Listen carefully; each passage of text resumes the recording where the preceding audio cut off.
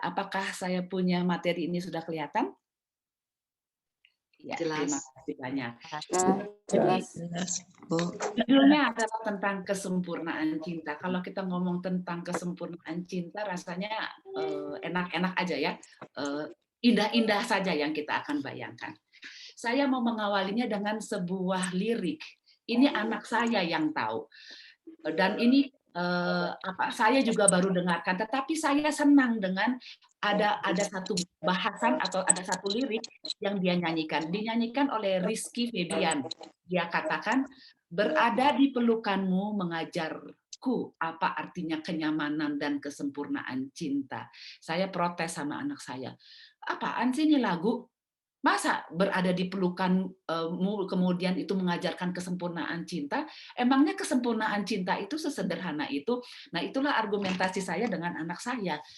Ini lagu ini berlebihan, nggak sesuai dengan doktrin Alkitab. Biasalah ya, emak-emak udah tua yang punya gap usia dengan anaknya agak jauh, sehingga banyak hal yang kadang-kadang kita merasakan tidak masuk akal. Jadi menurut si Rizky Febrian ini, kesempurnaan cinta itu adalah ketika berada di pelukan seseorang. Lalu ada sebuah cerita bahwa sebuah biro jodoh mempersiapkan wanita-wanita yang akan dipilih kepada seorang laki-laki yang sedang ingin mencari jodoh. Jadi ada 6 tingkat. Di masing-masing tingkat itu disediakan wanita atau calon istri sesuai dengan kriterianya. Seorang lelaki sedang ingin mencari istri, jadi dia ikutilah jodoh ini, cara berjodoh seperti ini. Kemudian setelah melakukan proses pembayaran, proses segala sesuatunya, dokumen yang harus diisi, kemudian dia katakan, silahkan Pak, masuklah ke rumah ini. Silahkan, nanti di situ ada 6 tingkat, pilihlah istri mana yang paling sempurna menurutmu. Akhirnya laki-laki ini masuklah ke tempat itu. Naik dia di lantai pertama. Di lantai pertama memang wanitanya di situ ada beberapa wanita. Dan di situ wanita itu sedang membaca Alkitab, sedang bernyanyi. Rupa-rupanya di situ adalah calon-calon istri yang takut akan Tuhan. Tapi dalam hati kan ini masih ada 6 lantai. Saya mau coba dulu di lantai kedua. Sampailah dia di lantai kedua. Di situ ada tulisan judulnya begini. Di sini adalah wanita-wanita calon istrimu yang takut akan Tuhan dan lemah lembut. Dia sudah mulai tertarik dengan satu wanita di sana, tapi dia pikir, oh masih ada lantai berikutnya. Dia naik lagi ke lantai ketiga. Setelah lantai ketiga, dia semakin senang karena di situ semakin lengkap kriteria istri sempurna menurut dia. Takut akan Tuhan, lemah lembut, pintar masak. Nah, ini dia cocok sama saya menurut dia. Tapi dia tuh ini masih 3 lantai, masih ada 6 lantai. Oke, saya akan naik ke 4. Siapa tahu nanti lebih sempurna lagi yang di atas. Dia naik. Di situ ada tulisan, di sini adalah istri-istri yang takut akan Tuhan, lemah lembut, pintar masak, dan cantik sekali. Dan benar, di situ cantik-cantik semuanya. Dia pikir, oh berarti yang di atas akan lebih sempurna lagi. Dia naik lagi ke atas. Sampai di atas, di lantai ke 5 dikatakan di situ, istri di sini, calon istri Anda adalah takut akan Tuhan, lemah lembut, pintar masak, cantik, sayang anak, dan seksi katanya. Wah, dia sudah mau ambil itu. Tapi dia pikir masih ada lantai 1 lagi. Dia ingin mencari yang sempurna. Dia naik lagi ke atas. Sampai di atas di situ dikatakan, Anda adalah orang ke-4 miliar 363 juta. Di sini tidak ada wanita atau istri, calon istrimu, karena Anda tidak pernah puas. Jadi kadang-kadang kita ini manusia menginginkan kesempurnaan cinta itu adalah memang sempurna, ya, sangat sempurna. Apakah bisa seperti itu dalam sebuah hubungan? Nah, saya balik kepada, mungkin kita berpikir pada saat kita waktu masih muda dulu ya, atau ada di sini anak-anak muda yang juga ikut mendengarkan, ya. Kita terbiasa mendengarkan kalimat falling in love, jatuh cinta. Nah, itu sebenarnya kalau orang sedang jatuh cinta, ada kata yang sering mengikutinya, cinta buta.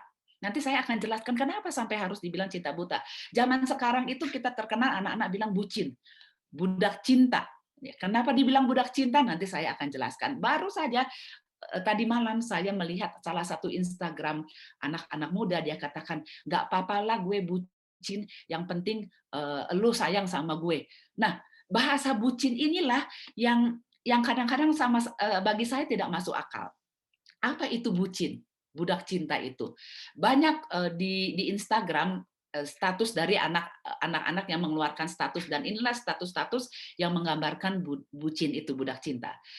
Dia yang salah, gue selalu yang minta maaf. Garis bawahi ya, selalu. Nah, jadi orang yang bucin itu adalah orang yang nggak apa-apa ya, yang penting pasangan saya itu sayang sama saya. Jadi apapun dia akan lakukan.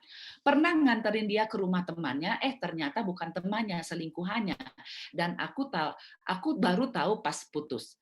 Ngasih izin buat, ini yang ketiga, ngasih izin buat pergi dan sampai check-in hotel sama cewek lain, dia selingkuh, aku izinin dan tetap menerima. Yang berikutnya, belikan iPhone 7 Plus, sebulan kemudian dia selingkuh sama teman kerjanya. 2 bulan kemudian dia ngajak baikan. Bodohnya aku terima. Kemudian yang berikutnya, dia katakan jenuh sama aku. Ya, kemudian untuk sementara saya bantuin dia untuk ngedate. Nah, itulah bucin yang dianggap anak muda itu adalah hal yang biasa, tetapi tidak bagi kita. Sepasang kekasih sedang berjalan di New York Street. Itu ramai kondisinya. Kemudian ada seseorang yang mengamati tingkah laku dua sejoli ini. Bayangkan, pacar perempuannya itu sedang dapat telepon, saking bucinnya yang laki-laki ini, dia jadikan kakinya itu untuk tempat duduknya, padahal di trotoar, di situ banyak trotoar, banyak tempat duduk. Tapi saking bucinnya, dia rela memberikan kakinya agar pacar perempuannya ini nyaman. Dan katanya menurut cerita ini, setelah selesai ngomong yang berjam-jam itu, laki-lakinya ini mencium punggungnya, tanda dia begitu mengasihinya. Kenapa sampai banyak bucin-bucin yang terjadi, ya? Nah, ini juga pria di Cina, sepasang pasangan ya, rela menghabiskan 513 miliar demi pacar yang cewek, sampai dia akhirnya dipenjara karena dia mengambil uang dari papanya di perusahaan dan menipu yang lainnya. Berikutnya, bucin yang lainnya. Ini kejadiannya juga di sebuah mall ya. Kemudian dia rela ditampar pacarnya 52 kali di depan umum sampai dibawa polisi waktu itu karena pacarnya tidak sanggup untuk membelikan dia HP. Jadi dibiarkanlah wajahnya kena tampar supaya siapa calon ceweknya ini nyaman. Nah, saya suka geleng-geleng kepala, mungkin Bapak Ibu juga geleng-geleng kepala. Kenapa kok bisa sampai terjadi seperti itu? Nah, butuh berapa lama sebenarnya orang jatuh cinta? Ini secara statistik atau secara research dikatakan bahwa laki-laki itu butuh jatuh cinta 88 hari. Nah, sedangkan perempuan 134 hari. Kemudian percaya nggak dengan cinta pandangan pertama? 72% laki-laki mempercayainya dan 61% mengatakan tidak. Nah, sekarang kita masuk ke tahap cinta. Supaya Bapak, Ibu, dan anak-anak muda di sini mengetahui kenapa sampai ada pasangan-pasangan yang berpacaran di luar akal sehat kita. Kenapa sampai mereka berpacaran terus ya tadi bucin itu. Nah, tahapan berpacaran. Dia ada 3, nafsu, daya tarik, dan keterikatan. Nah, nafsu itu adalah Anda merasakan ketertarikan fisik dan seksual yang kuat. Kemudian daya tarik, Anda merasa sangat tertarik pada seseorang tersebut, terus memikirkannya, ingin berada di sekitar mereka sepanjang waktu, merasakan campuran listrik dan kegugupan saat Anda bersama. Kemudian keterikatan, Anda merasa terhubung dengan aman dan dekat dengan pasangan Anda, dan dengan perasaan kasih sayang yang dalam, kepercayaan dan saling pengertian. Nah, sekarang bahayanya di dalam tahap berpacaran itu adalah di tahap ini, nafsu, daya tarik, ya, sehingga kita akan menganggap orang itu sempurna. Dan pada saat ini ya, pikiran kita terganggu. Kenapa sampai pikiran kita terganggu? Ini dipengaruhi oleh hormon Bapak Ibu sekalian ya. Hormonnya itu adalah adrenalin, neuropinefrin, dopamin, testosteron dan estrogen. Nah, hormon-hormon inilah yang mengendalikan kita. Ketika kita deg-degan, ya, ketika kita senang sama orang, itu hormon itulah yang mengendalikan bagaimana kita berpikir. Bapak Ibu sekalian, itu sebabnya di tahap ini, di tahap hormon-hormon ini berperan, ya, ini dopamin ini adalah sebenarnya cara kerjanya seperti orang yang sedang mengkonsumsi narkoba, ya. Bagaimana mereka kadang-kadang suka tersenyum sendiri, bahagia sendiri, karena di otaknya itu sudah dipengaruhi oleh dopamin. Orang yang jatuh cinta juga seperti itu, kadang-kadang itulah yang membuat mereka buta, ya, sehingga mereka lebih mengutamakan nafsu daripada akal sehat. Nah, saat sedang jatuh cinta sampai pada 6 bulan masa pacaran, ini pikiran terganggu dan benar-benar terganggu, ya. Mungkin kalau Bapak Ibu yang pernah mengalami jatuh cinta merasakan ini, ya, sehingga kita butuhkan akal sehat.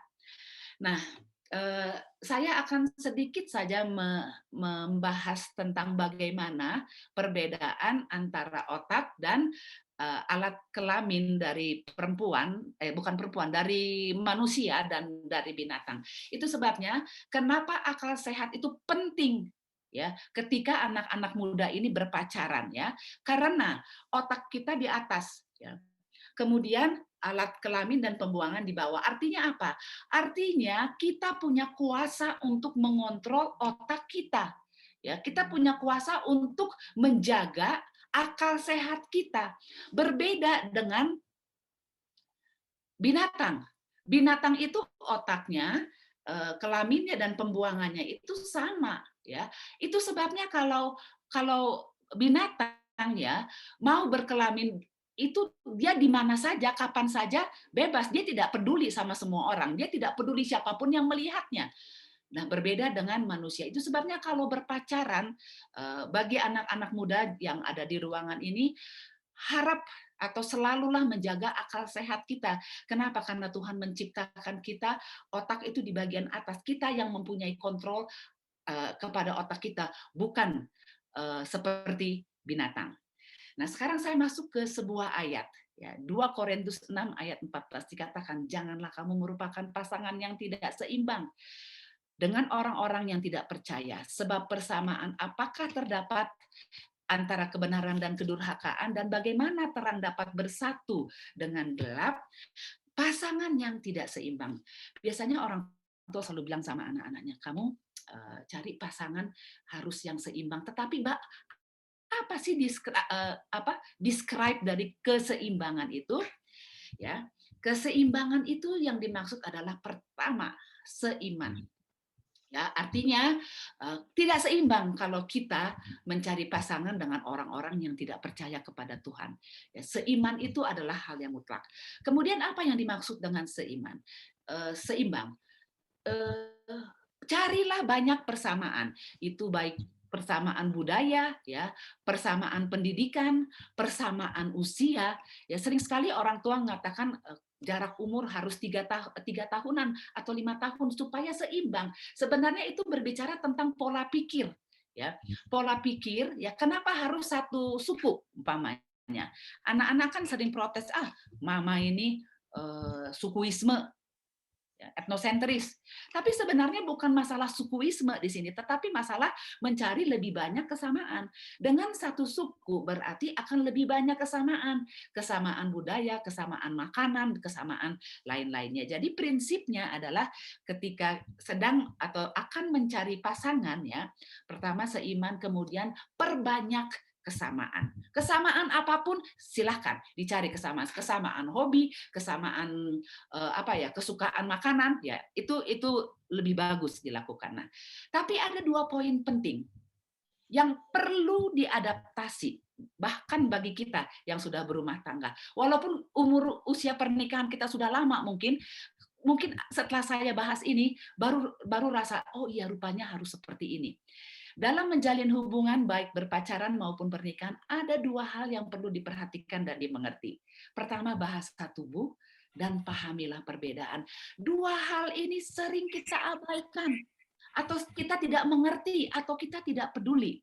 Saya akan bahas singkat aja tentang bahasa tubuh, karena ini butuh waktu yang lama untuk mempelajarinya. Para pasangan, mohonlah peka kepada bahasa tubuh. Bahasa tubuh adalah gestur tubuh, postur tubuh, ekspresi wajah, kontak mata, senyum, nada suara, sentuhan, dan yang memengaruhi pesan yang Anda sampaikan. Nah, bahasa tubuh ini penting pada saat kita sedang berhubungan satu sama lain, baik itu suami istri maupun itu antara anak dengan orang tua atau saat berpacaran. Saya kasih contoh bahasa tubuh laki-laki ketika dia sedang senang sama perempuan. Nggak usah kita dengarkan kata-katanya bahwa aku mencintaimu, ya seperti itu, tidak perlu. Kalau kita peka dengan bahasa tubuhnya, kita akan pahami ya bahwa ketika ada seorang lelaki di kantor ya kemudian tertarik sama kita padahal kita misalnya sudah berumah tangga, atau ketika ada seorang cowok naksir sama cewek ya, perempuan akan peka. Kalau yang peka dia akan tahu laki-laki itu akan spontan ya menaikkan sedikit alisnya. Kalau normal kita nggak bisa naikkan alis kita ini ya. Tetapi ketika laki-laki jatuh cinta sama cowok atau senang sama perempuan, dia akan spontan akan menaikkan agak naik alisnya itu. Dari situ kita tahu, oh ini orang senang sama saya. Kalau kita sudah berkeluarga, kita akan mundur, back off jauh, ya. Jangan sampai akan terjadi perselingkuhan. Nah, kalau kita belum menikah, kemudian kita lihat alisnya itu, berarti kita sudah tahu, wah ini cowok senang sama gue. Oke, kita akan dekati. Jadi itu adalah salah satu fungsi dari bahasa tubuh. Kalau perempuan beda. Jadi kalau laki-laki lihat perempuan yang senang sama dia, perhatikan aja gayanya. Dia kadang-kadang suka pegang bahagian ini tanpa disadari, bukan dibuat-buat ya, yang tanpa disadari, maka kita tahu bahwa dia sedang tertarik sama kita. Artinya, bahasa tubuh ini juga akan mencegah kesalahpahaman di dalam melakukan hubungan satu sama lain. Nah, dulu waktu saya masih berpacaran sama Pak Huta Galung, kami kan di Unai. Jadi kadang-kadang kami duduk di perpustakaan atau duduk-duduk di pohon cemara, ya. Saya kadang-kadang nggak suka dengan gayanya Pendeta Huta Galung ini, ya. Dia tuh kalau duduk memakan ruang, kakinya seperti ngangkang, ya. Jadi saya pikir ini orang kok nggak sopan ya, ada cewek di sampingnya terus duduknya kayak gitu, dominasi banget sih, gitu dalam hati saya. Kemudian kayaknya tangannya kalau nunjuk juga nunjuknya jauh banget kayak kayak apa ya? eh, menunjukkan otoritas. Jadi saya nggak suka gitu kan. Dan sering saya ribut gara-gara itu. Terus saya bilang, dulu panggilnya abang, kalau sekarang papa kan, bang itu kok duduknya kayak gitu sih. Jadi saya nggak suka dan berantem hanya gara-gara itu. Rupa-rupanya pria itu cenderung mengambil lebih banyak ruang saat memberikan isyarat. Yang pada wanita terkesan agresi. Pria membuat gerakan yang lebih besar dan lebih menyapu keluar tubuh kita, dominasi. Tuhan ciptakan Adam adalah untuk menjaga keluarganya, dan itu kelihatan dari bahasa tubuhnya dia. Ya, dulu saya nggak nyaman, tapi sekarang oh saya sadari. Sampai sekarang begitu, ketika Pendeta Huta Galung mau menunjukkan sesuatu, kalau kita kan, Pak tolong dulu lihat ya ini ya, Pak tolong baca. Kalau dia nggak, tolong dulu ambil sana, tolong ambil di sana. Kalau dulu itu adalah menjadi arena berantem kami. Karena saya pikir ini Pak Huta Galung ini kok nggak nyaman saya dengan bahasa tubuhnya. Sekarang saya maklumi dan saya tidak pernah lagi ribut. Oh rupanya lelaki itu seperti itu. Wanita, nah cenderung melakukan sebaliknya, menggunakan gerakan tubuh yang lebih kecil dan menggunakan gerakan tangan yang lebih melengkung. Perhatikan pada saat saya menyampaikan firman ini. Gerakan saya lebih banyak melengkung, mengecil daripada luas dan tajam. Nah, itulah perbedaan lelaki dengan perempuan. Tapi karena bahasa tubuh itu, sehingga wanita di mata laki-laki lemah. Karena apa ya? Karena mengecilkan diri. Nah, itu adalah salah satu bahasa tubuh. Nah, tadi saya sudah bahas ya tentang cara duduk itu. Kemudian, nah, misalnya ya, ketika suami kita pulang dari kantor, kita nggak perlu lagi tanya, "Pak, ada masalah apa ya? Ini ya, kamu lagi ada masalah ya?" Nggak usah. Lihat aja bahasa tubuhnya dia. Ketika dia masuk, lihat matanya, lihat bibirnya. Kemudian lihat gesturnya. Kalau dia mulai menggenggam atau sebentar-sebentar dia begini, atau mencengkeram tangannya, nggak usah ditanya lagi, pasti dia sedang ada masalah. Nggak usah diganggu lagi dia. Tunggu, lelaki itu butuh waktu untuk menyelesaikan masalahnya. Nah, mungkin Bapak Ibu ikuti ya, apa yang lagi viral di Instagram atau mungkin juga di berita-berita yang pramugari dengan pramugara ketahuan selingkuh, digerebek sama istrinya. Saya baca sekali bahasa tubuh dari laki-lakinya ketika digerebek itu, badannya laki-laki itu yang tadinya dia pramugara itu ganteng, ya tegap, kemudian senyumnya bagus, ketika digerebek itu bahasa tubuhnya ngebungkuk begini. Ngebungkuk terus mukanya kayaknya gimana gitu. Dari bahasa tubuh, orang-orang yang pintar baca bahasa tubuh tahu bahwa lelaki ini memang bersalah, bahwa lelaki ini telah melakukan perselingkuhan hanya dengan bahasa tubuh. Kalau hubungan kita suami istri dengan anak-anak kita atau dengan calon apa ada kalau lagi kejar seseorang lagi berpacaran ya dengan calon pacar kita, pelajari aja bahasa tubuh sehingga akan mengurangi banyak kesalahpahaman. Nah, sekarang yang kedua yang saya perlu bahas adalah pahami perbedaan. Banyak sekali perbedaan dari bukunya Man from Mars ya. Apa siapa pengarangnya saya lupa. Nah, tetapi saya hanya bahas sedikit. Letak lemak. Ini berpengaruh kepada bagaimana suami istri apa ya berhubungan ya, bukan maksudnya berkomunikasi. Nah, begini, letak lemak laki-laki dengan perempuan beda. Laki-laki itu di perut, kalau perempuan itu di pinggang, di pinggul, di mana-mana, ya di paha. Sehingga kadang-kadang laki-laki ini selalu merasa pasangannya itu harus badannya bagus, ya, harus kelihatannya seksi, ya. Tetapi harus dipahami, perempuan itu punya lemak hampir 70% di dalam tubuhnya dan itu di mana-mana. Makanya kalau perempuan sudah melahirkan, itu badannya akan berubah ya dengan banyak lemak. Kenapa? Karena Tuhan memang menciptakan perempuan banyak lemak. Tujuannya apa? Untuk hamil. Emangnya hamil itu gampang? Enggak, berat. Ya, untuk pada saat melahirkan butuh energi dan butuh lemak. Pada saat menyusui itu butuh lemak. Itu sebabnya perempuan punya lemak itu lebih banyak dari laki-laki.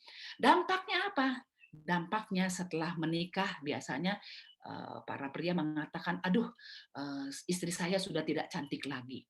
Ya, padahal itu memang dibutuhkan pada saat proses melahirkan. Kenapa sampai lelaki mengatakan istri saya tidak cantik? Karena nanti saya akan jelaskan, laki-laki itu dia kuat di matanya dan dari matanya ini dia bisa lakukan shortcut ya kepada perilaku yang tidak baik. Itu sebabnya harus dijaga dengan baik. Kemudian warna. Saya sering berantem sama Pak Hutagalung gara-gara pilih baju. Saya nggak suka pilih baju ketika sama-sama dengan Pak Pendeta Hutagalung karena saya pikir Pak Pendeta Hutagalung itu tidak tahu warna. Kalau saya pilih warna merah dibilang jelek, saya pilih warna ungu dibilang jelek, semuanya jelek. Rupa-rupanya ya pria itu berbeda cara berpandang melihat warna dari wanita. Kalau wanita itu lebih variatif warnanya. Tetapi pria itu dia lebih sederhana, kalau merah ya merah, kalau hijau ya hijau, kalau perempuan enggak, ada hijau ungu, hijau toska, hijau tai kuda, hijau ini, hijau ini. Nah, jadi saya sering ribut di mall hanya karena Pendeta Hutagalung bilang, saya nggak suka kamu pakai baju ini. Yang dia mau saya pilih baju warna putih, warna kuning, warna kuning muda, kemudian warna abu-abu, warna hitam. Bagi saya itu jelek. Dan saya ribut hanya gara-gara pemilihan baju. Akhirnya saya bilang, udahlah papa kalau aku beli baju nggak usah sama-sama karena semuanya jelek, semuanya jelek. Dan saya juga protes kalau Pak Hutagalung dipilih baju. Aku heran ya Pak ya, bajumu itu di lemari warnanya putih semua, warnanya hitam semua, biru dongker semua. Jadi kita nggak pernah klop. Kalau kita tidak pahami perbedaan-perbedaan ini, apa yang terjadi kepada rumah tangga? Ujung-ujungnya cerai. Kami tidak cocok. Emang iya, Tuhan ciptakan kita tidak cocok. Tuhan menciptakan Adam dengan apa? Debu tanah, sedangkan dengan Hawa diciptakan dari tulang rusuknya. Bumbunya aja udah beda, pasti akan ada perbedaan. Nah, kemudian perbedaan berikutnya adalah dari sudut pandang. Ini juga mungkin kalau yang berpasangan atau kita punya anak laki-laki atau kepada suami kita, bahkan sebaliknya, sudut pandang ini akan membuat pertengkaran kalau kita tidak pahami. Kenapa? Laki-laki punya sudut pandang adalah 90 derajat ke depan. Dia lihai melacak objek yang bergerak cepat dan melihat detail yang kejauhan. Kenapa? Karena Tuhan menciptakan Adam untuk berburu, untuk mencari makanan. Sehingga sudut pandangnya ini ke depan seperti ini. Nah, perhatikan nggak iklan-iklan. Kalau ada perempuan yang lewat ke belakang, laki-laki akan menoleh begini. Karena benar, sudut pandangnya itu hanya sebegini, dia nggak bisa lebar. Nah, sekarang saya mau menceritakan tentang perempuan. Perempuan itu sudut pandangnya lebar. Saya begini, saya bisa lihat sampai ke belakang saya. Tangan saya yang di sini saya bisa lihat. Tanpa harus menoleh. Apa manfaatnya, ya? Kenapa Tuhan ciptakan seperti itu?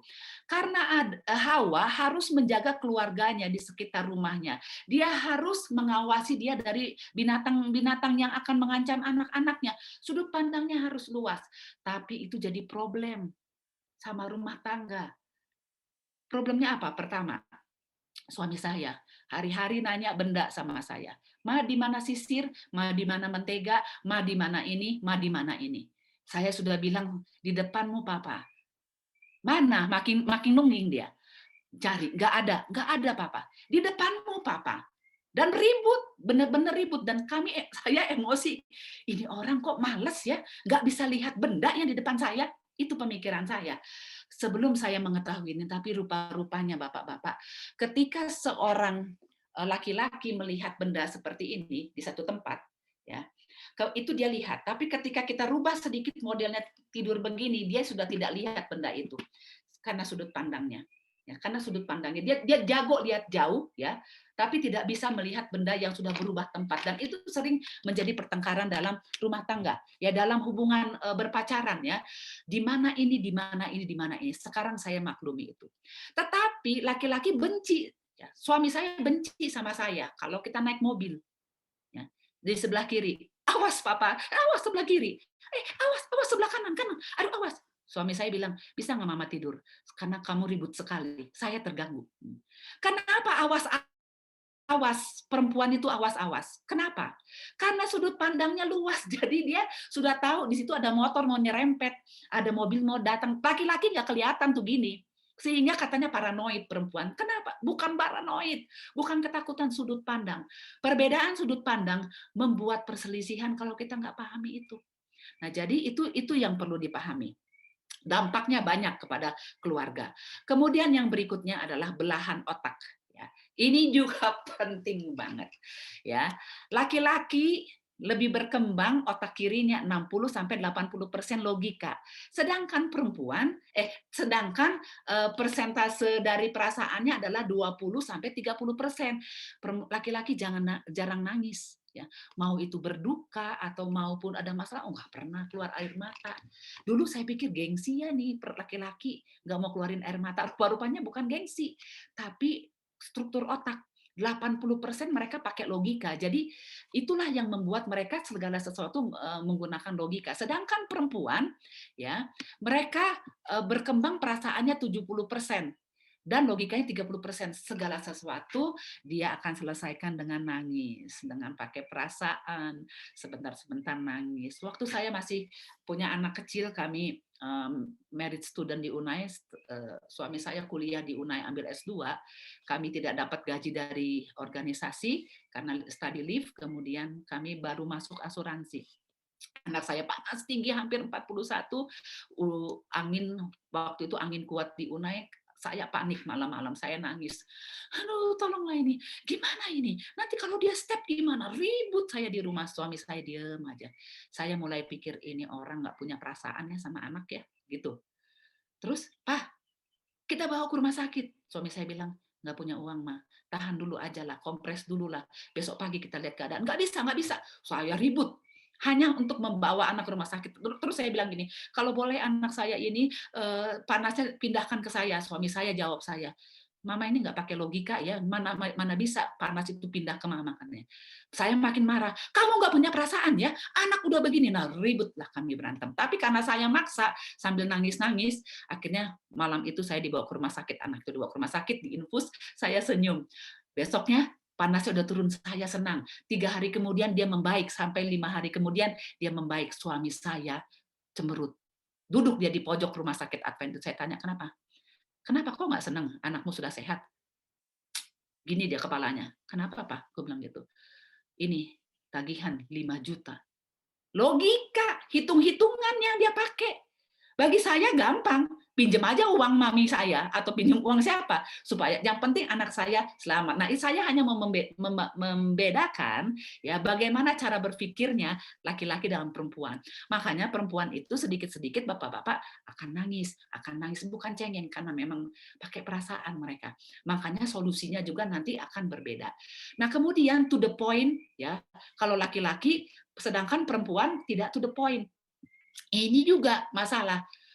Udah istri yang bawain makanan ya ke suaminya ya pagi-pagi. Sore-sore ditanya lagi sama istrinya, "Pah, tadi makan apa?" Marahlah. Suaminya bilang, "Kan itu masakanmu." Sebenarnya istri itu mau dengar cerita ya, karena harus ada 5.000 kata masuk telinganya. Dia maunya begini, "Aduh mama, makananmu enak, makananmu itu apa yang membuat saya sehat." Pokoknya apalah itu yang supaya bisa dimasukkan ke telinganya. Nah, jadi perbedaan-perbedaan itu kalau tidak dipahami akan masalah. Dan logika laki-laki, kalau perempuan pakai intuitif. Nah, kadang-kadang perempuan itu punya indera keenam. Saya mau kasih contoh. Suatu waktu kami sedang KKR. Saya membawa minyak wangi saya yang saya suka modelnya, botolnya.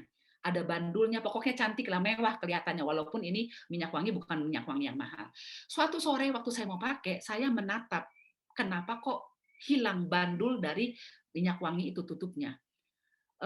Kemudian suami saya katakan gini, "Kenapa, Ma?" Saya langsung balik. Saya bilang, "Papa yang rusak minyak wangi saya ya?" Saya bilang begitu. "Ah, kau tahu dari mana? Emangnya kamu lihat?" Makin kamu ngomong gitu makin ketahuan kamu yang rusakin ini.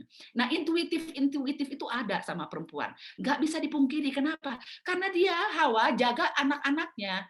Ya, dia perlu intuitif untuk bisa menyelamatkan anak-anaknya dari binatang buas. Ya, perempuan itu memang Tuhan ciptakan dengan ada intuitif. Laki-laki tidak pandai berkomunikasi, perempuan pandai berkomunikasi. Nah, ini juga penting ya untuk Bapak Ibu sekalian, untuk yang sedang berpacaran. Laki-laki itu hanya bisa melakukan satu kegiatan, sedangkan perempuan itu beberapa kegiatan. Nah, jadi saya bisa jadi gini, waktu anak saya masih kecil ya, saya bisa sambil menggoreng, saya gendong anak, saya telepon, ya bisa saya lakukan semua. Nah, Pak Hutagalung ini baca koran dia pagi-pagi. Saya sudah masak, sedang mau cuci, gendong anak, kasih diam anak. Saya teriak, "Pa, ada tamu, ada yang ngebel." Diam suami saya. "Papa, coba lihat dulu." Diam dia. Terus aja baca koran. Saya pikir, waduh ini modus nih orang nih ya. Udah aku begini, sekarang nggak mau lagi buka pintu. Kemudian saya tepuk dia.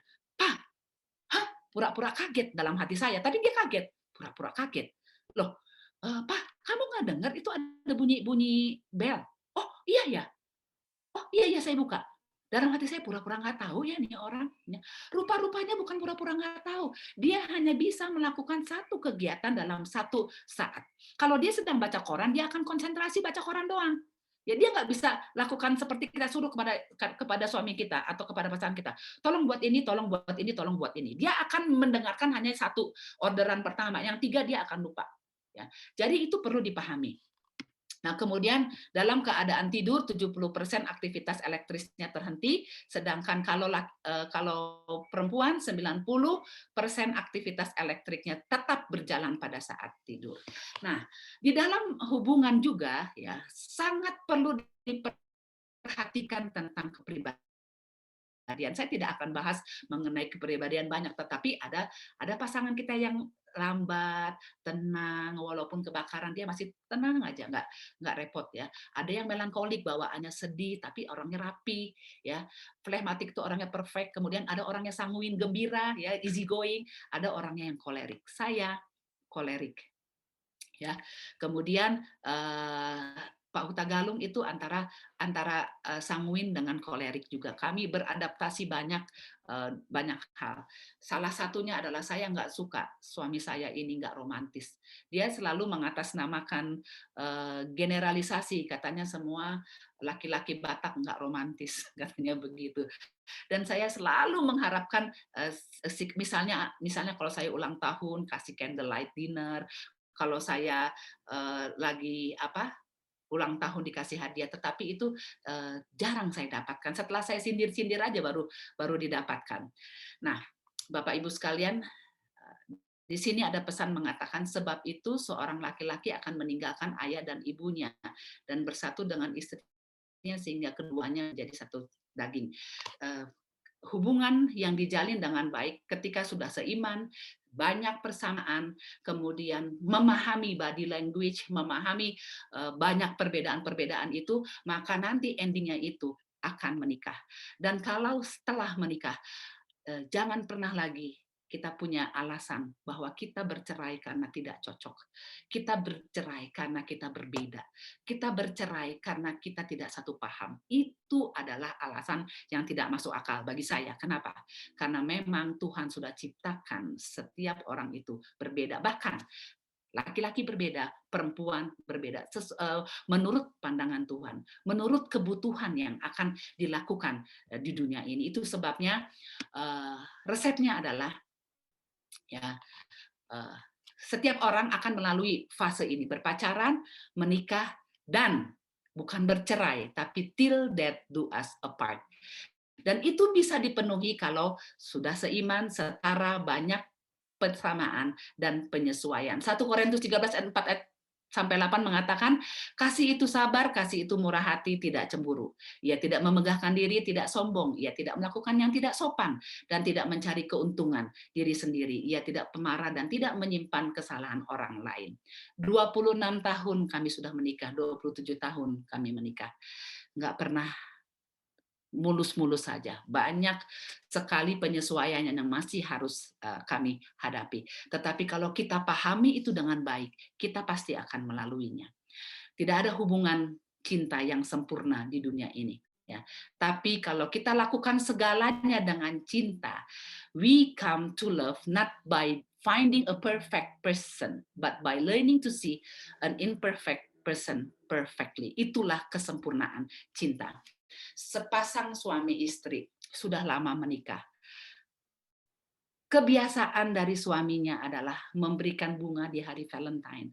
Jadi setiap hari Valentine suaminya akan tahu, ya, dia akan pergi ke toko bunga, dia beli buket, kemudian dia akan tulis I love you, dia kirim ke istrinya. Istrinya senang sekali.